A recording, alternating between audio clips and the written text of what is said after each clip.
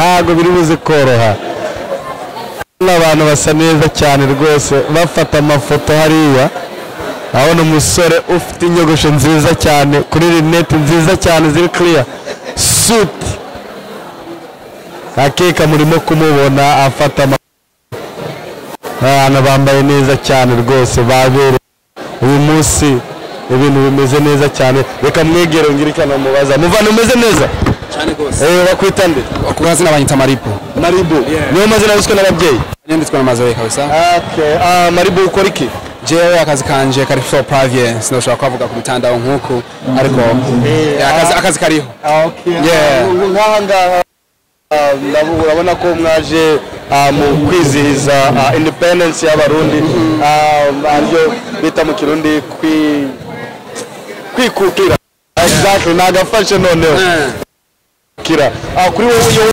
umunsi wumviki ndumvise umunsi wo kwikukira yani ndumva tuvatse n'ikintu abavyeyi bamusigiye mu buzima cyo tworaba imbere tugiye he bavuze kwikukira urabe iyo wewe ugiye icyo niko navuga okay none kuri wowe urumva uyu munsi iyi ni nshuro ya 50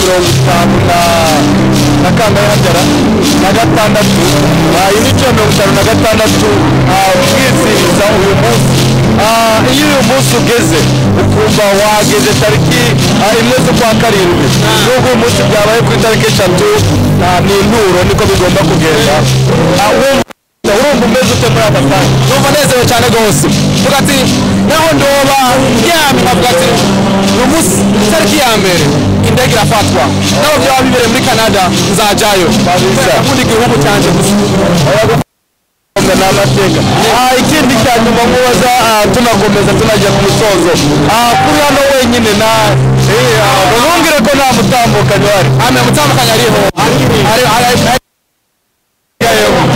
ukamusiga kuri uyu munsi mwiza gute ko hari byose yego kabisa aba nawe ugiye kugera bya bindi byo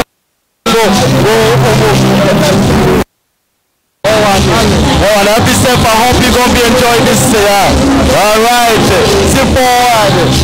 This is gonna be incredible. I told you. This is very nice.